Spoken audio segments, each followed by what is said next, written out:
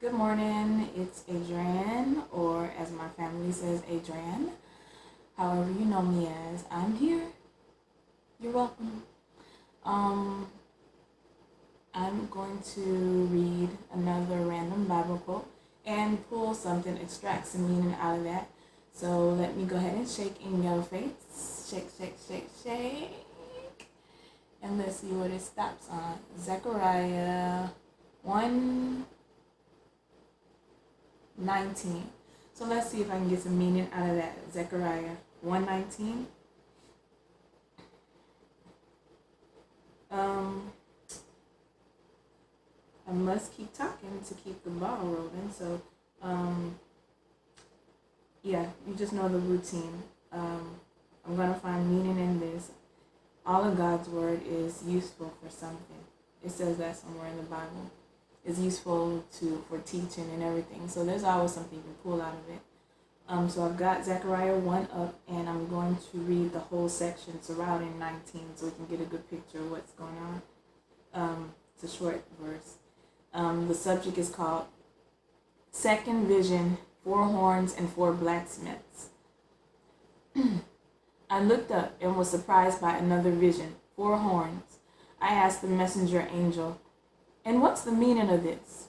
He said, "There are the powers that have scattered Judah, Israel, and these are the powers that have scattered Judah, Israel, and Jerusalem abroad." Then God expanded the vision to include 4 blacksmiths. I asked, "And what are these all about?" He said, "Since the horns scattered by Judah so badly that no one had any hope left, these blacksmiths have arrived to combat the horns. They'll dehorn the godless nations who use their horns to scatter Judah to the 4 winds." So that was the entire surrounding of it. The specific chapter that I just pulled up was actually, it says, I asked the messenger angel, "And what's the meaning of this?" So pretty much this is Zechariah. He's having a vision, it seems. And these visions actually can correlate to end times too, I'm sure. I would need to read the whole entire section of all the sections in Zechariah to know exactly what this means at this moment. But from what he's saying, he's just talking about a vision that he's having that God gave him. And in the vision, he was able to ask an angel in the vision, "What does all these mean? What does this mean? I see 4 horns." So the angel describes to him, these 4 horns are the powers that have scattered Judah, Israel, and Jerusalem. Judah, Israel, and Jerusalem are pretty much all the same thing. From the beginning of time, you all know the story of Noah and how it came a flood, and after the flood, people started to repopulate, and God searched the world and looked for someone who had any kind of respect or knowledge of him, and he found Abraham, and he told Abraham, "I'm going to make you the father of nations." And after Abraham, Abraham had Isaac, Isaac had Jacob, and then Jacob was called Israel. So I'm glad the AC went off. It was noisy. I didn't even notice that. Hopefully my volume is good, because sometimes I replay this to see how it sounds. And it seems I have to scream or talk up because somehow the volume is not catching. But, and also enunciate my words and say pretty much less. I love saying pretty much. I use that instead of But anyway, off of me and off of the BS conversations, get back to the real meat of it. Pretty much he's saying that 4 horns are the nations that scattered my people Israel abroad. Now he said he named these names, Judah, Israel, and Jerusalem. And maybe someone's wondering, where are these places? What do they have to do with each other? Why is God claiming these 3 places? Well, these are all parts of Israel. Like I was mentioning, Abraham had Isaac, Isaac had Jacob, Jacob God called Israel, and Israel had a few children, and through those children, just a big nation started forming.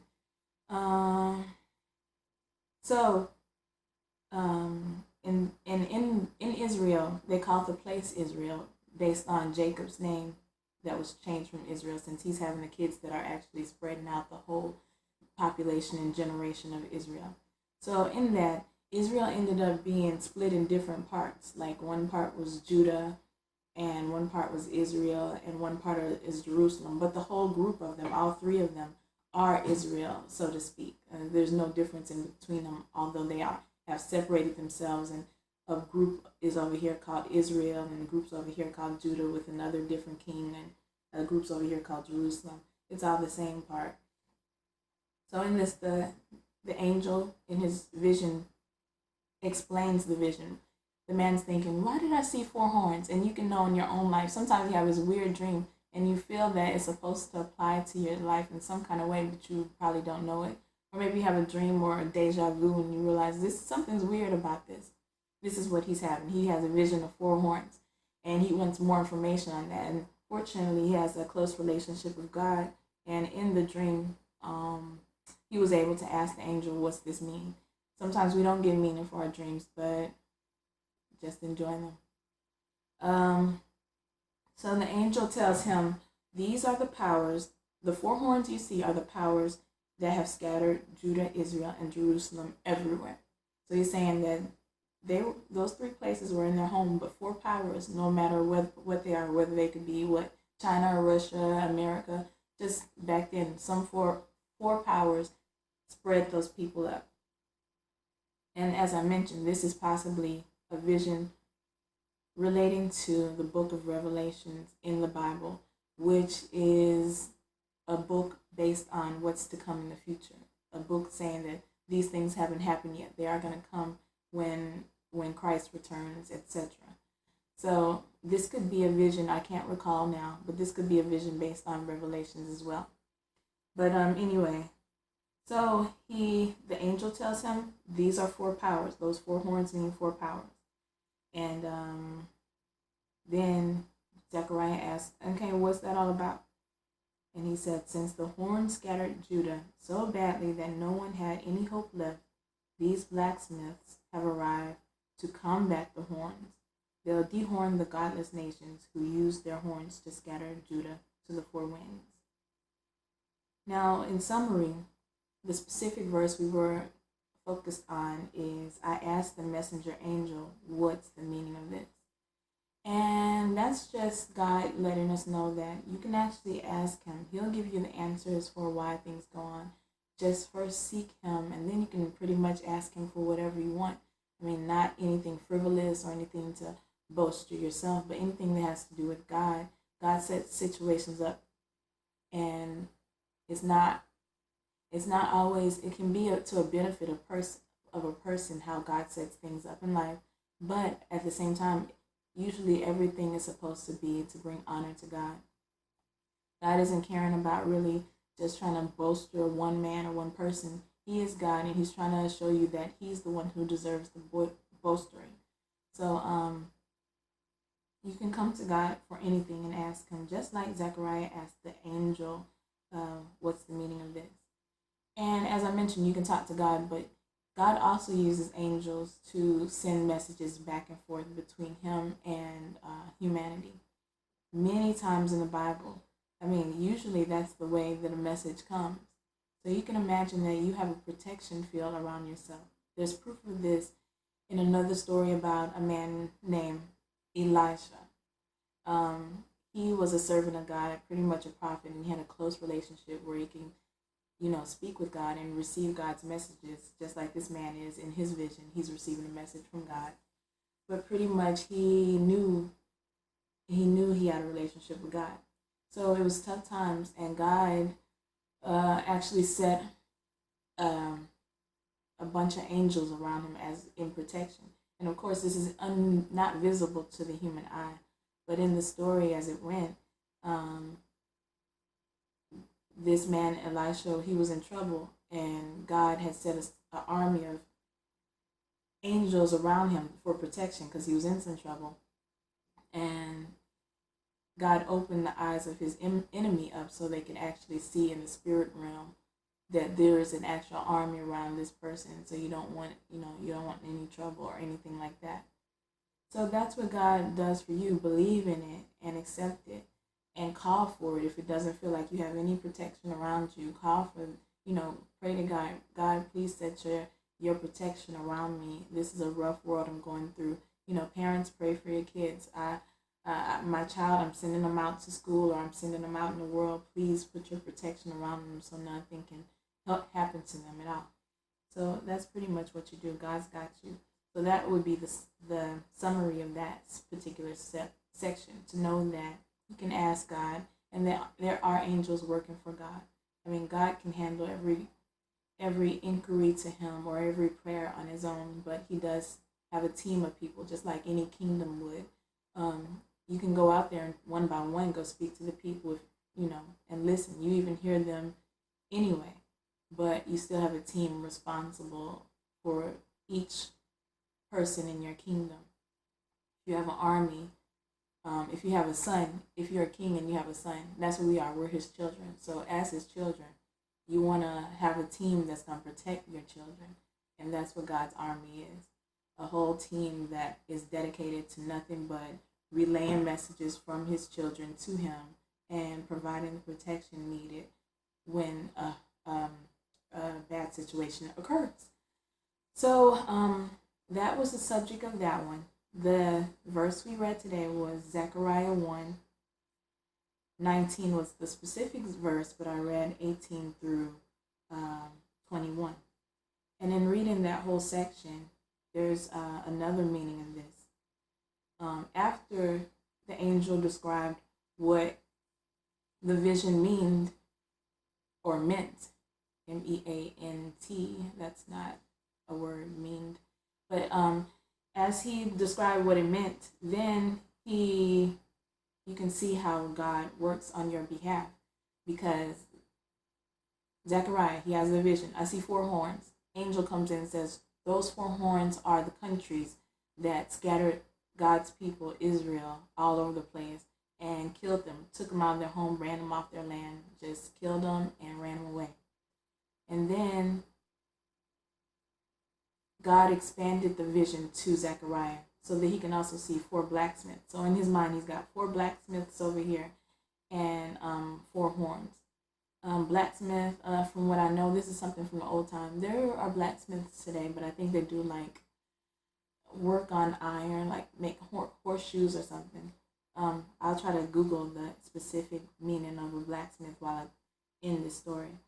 But anyway, the angel, he says, I see 4 blacksmiths too. What's that about? And the angel tells him, well, God has seen what's going on. Those 4 countries have scattered my people. And let me read what a blacksmith is first. A blacksmith is a metalsmith who creates objects from wrought iron or steel by forging the metal, using tools to hammer, bend, and cut. So that I'm right. That's the picture I'm getting in my mind. A blacksmith is somebody who's hammering. So you can imagine these 4 blacksmiths in his mind. He calls them blacksmiths because in his vision, that's the best term for him, because he sees them hammering, or they have iron, they're working with iron and everything's on fire and they're pounding or whatever. So this is what he says, and he's like, oh, that looks like a blacksmith. So I got 4 horns over here, 4 blacksmiths. And he said, since the horns, the angel tells him, since the horns scattered Judah so badly that no one had any hope left, these blacksmiths have arrived to combat the horns. So horns was a symbol of the nations. And you can imagine if a blacksmith has the horn in Zechariah's vision, he has the horns in front of him. The blacksmith's working on the horn, and he's hammering, and he's forming and shaping, and he's pounding it. And it looked like he's doing blacksmith work. But that vision means that that's what God's going to do to those nations who harassed his people, Israel, Judah, and Jerusalem. So it's an image, but it has a big meaning behind it. So, and this is the second message from reading the whole paragraph. The second message is that don't worry about who's harassing you or, messing with you or causing you trouble in life or trying to run you out of your place. Don't worry about any of that, because God says in his word that he has the vision. Vengeance, not vision. He has vision too, but the word is vengeance. He has the vengeance. And anybody who's messing with someone that he calls his eventually your days might seem good for a whole long time. You might go good for weeks, years, months, forever. But eventually you have a God to stand in front of. And that's when time really counts. Because eternity is forever. This time on earth, like I said before, you probably only get a few years. If you're lucky, like I said, where I'm from, you probably don't make it past 20. If you're lucky to come out of that, I mean, bad eating or bad life habits can shorten your life quick to where the people I know usually don't pass 65. I mean, even if in family, you don't really get that old. So, and definitely if you happen to be one of the lucky ones to pass 65, between 80 and 120, even in the Bible, God says, man's years are about 120 years. That's about as long as God has short. You can imagine, you have the same body, even though it's getting older and older. Why is it that usually you don't pass the age of 120 something? I mean, you don't really see anybody unless they have a blessing. God will sometimes go against laws of nature in order to bless you in some kind of way for some reason. Like there's a story in the Bible where someone asked God, can you turn back time? And the sun that day went back just because that person asked God. Now the person who gets to miraculously go against what God said in his word and live to 130, he's on 129, and it doesn't look like he's gonna make it, because God says, you know what, about 120 something years, that's all you're gonna get. I don't give more than that. But he might say, God, I'm at 129, just let me please make 130, and God grants him with it, just because he asked and because his heart's right with God, or if God just wanted to give it to him. So that's the whole thing. At the most, 120 years you get on life on earth, but eternity is forever. I mean, you can wake up, go to sleep in eternity, or however your spirit acts. And I don't know. Of course, there's rest, because God said He rested on the seventh day. So you might wake up and say,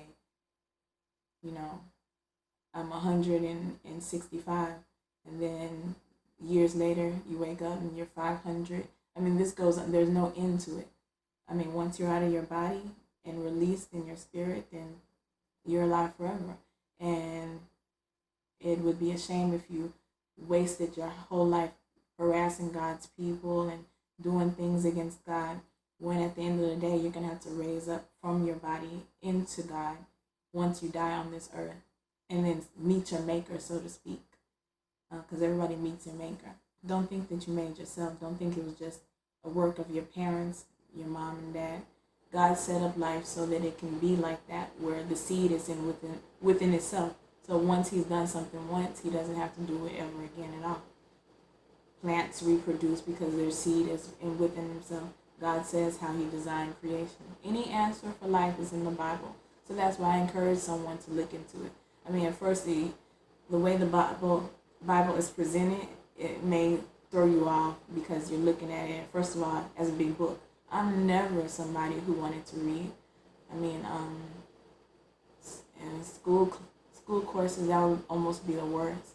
Read this book and do a book report. No, I don't want to. But I've never been somebody who wants to read. I read little stories here and there, but the biggest book, or if a book past 30 pages that I've read in my life, would probably be for my college courses, because I have to read them. But other than that, a book on my own that I wanted to read, it was the Bible. And as you get on into it, then it's not so bad. You start reading it and you start seeing the big picture, and you start realizing what God's purpose for you is, and just a whole bunch of wisdom. I mean, I've gained lots of my wisdom just from reading the Bible, and it has helped me to not be deceived in certain situations. Someone may tell you the truth, or say that they're telling the truth, but you're able to see through the lies by their actions, etc. It makes you wise on a whole nother level, where you can see the actions of what's going on, and you see the reasons why things going on, and it's not just you're blank wondering what the heck is this happening for. You have reasons behind why things happen, and you start to see more. So if you are interested in being a wise human being, I would suggest the Bible anytime. But enough of that. I went through the 2 subjects that were in here. First subject was that you can ask God anything, and messengers of God or angels, they translate your prayers steadily between God and you, God and yourself. They are at work for you. There's a whole team around you. And the last subject was from the whole paragraph, where God takes vengeance. He sees his people. Of course, he could reach in and stop the harassment of his people anytime, but ultimately they're actually the ones who brought the pain on, because God, as I've said before, God usually comes in, blesses them a lot. They forget that he's God and says, you know what, everything's going good for me, so why do I even have to serve God at all? I'm my own God. And they start forgetting God, so God just backs up and says, you know what, I'm over here, I'm here, and when I'm here, I'm a blessing. You're going to see everything, crops grow, money starts to flow in. As long as you're around me, there's no way that you cannot be blessed. And that's the same way in our lives. If you have God around you, I mean, even in hard situations, there's no way that you cannot be blessed when God's right there. He is the blesser. He is the maker of all good things and the good giver of all good things. So you can imagine, it's common sense. If you have God around you, good things. If you don't have God around you, you might be getting good things, but are you really happy and content with the good things that you're getting? Do you have any joy about the good things you're getting? Let me think. I was about to say something. Let me see. I was gonna say, it's common sense. You can imagine if you have 2 friends, and one friend is always joyous and they're always, upbeat and happy, and then you have this friend who's always down and dragging, complaining about life and just miserable. Which friend would you rather have more company around? The one who's upbeat and happy and talking about doing good things, or the one who's dragging you down with their miserable stories? Now, if you happen to be someone who's upbeat and happy all the time, it's great for you to team up with a person who's down too, because you can show them there's a better life. But ultimately, in order for you to stay positive and keep your mind focused on joy in life, it's a good thing to hang out with the one who's upbeat, because you're feeding off of each other. When any relationship is a transfer of energy. When you're around someone who's always complaining and down and dragging, yes, you might be upbeat, but it's going to take such a struggle, because you always look at this person for interaction and you're wondering, why does it always have to be some kind of drama that I hear about? This is kind of getting depressing. And it takes some of what you have, and hopefully you have a lot, because if you don't, you're going to be depleted at the end of the day. But on the other hand, if you're linking up with this happy, positive, always good mood person, then you're able to put your good mood with that good mood, and it's just good vibes all around. It's the same thing with God. If you say, I don't want God in my life, I'm my own God, but at the same time, all you are is human, and you don't know what the heck you're doing anyway, you're just going from one thing to the next, then, you might live a happy life, but it's not the true happiness that God designed you for. See, the designer, a designer is knowledgeable of his or her product. Let's say it like that. I'm trying to figure out how to put this. If you were to design a building, that's a good example. If you were to design a building and you put 6 floors on that building, okay? And you tell tenants, come on, rent this out. Go ahead and rent this building, 6 floors, you can have any other floors.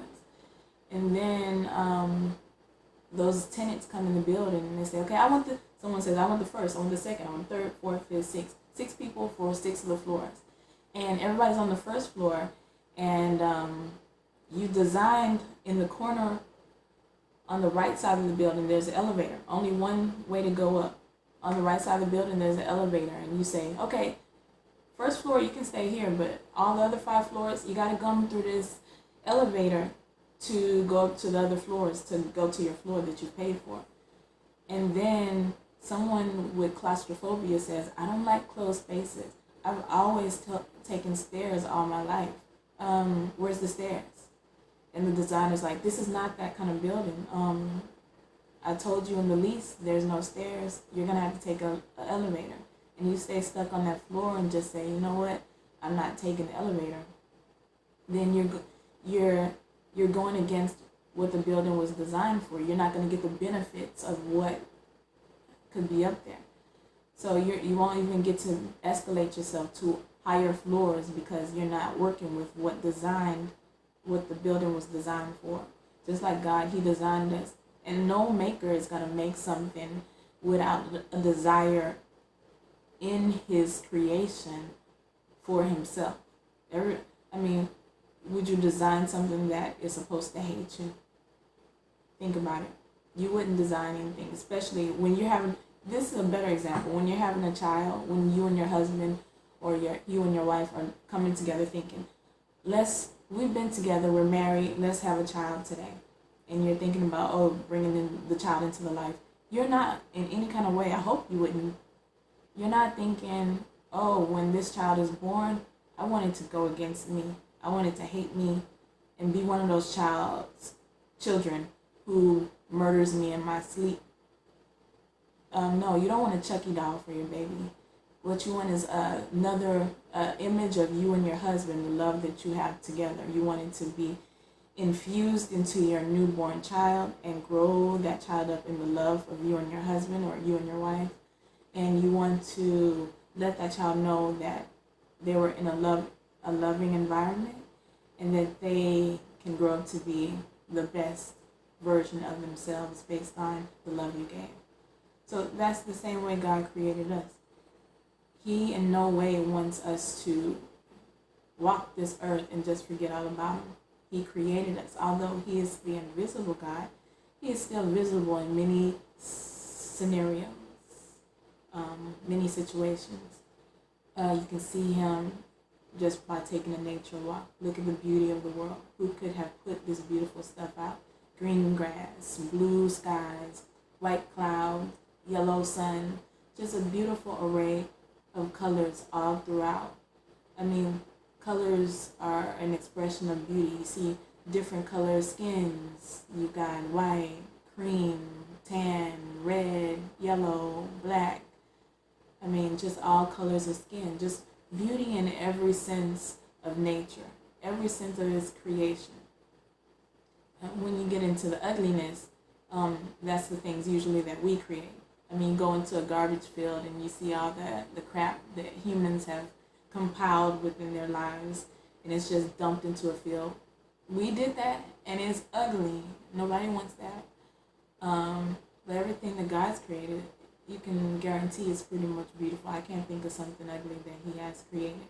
And whether someone's being hypocritical and says, that person was ugly, and God created them, God don't like ugly. Come on now. Stop trying to be funny. Because everybody's beautiful in some sense. But that is about it. Let me see. Yeah, that's a summary of it. And that's under 30 minutes. Great. If you look at this video, I hope that it brings some kind of knowledge, some kind of wisdom. Just trying to enlighten the public. Let them know that, God is here for you. And that He loves you a lot. And if no one's told you today, I love you too. I know you, but you know what? I love you in my spirit, because everybody has a spirit within them. Good, bad, ugly, whatever. Everybody's spirit is in them. And we can love each other, even from distances, through the spirit. So be good to somebody today. And just come to the awakening, whether you believe one way or not. Realize that there is a real God and that He loves you. Amen.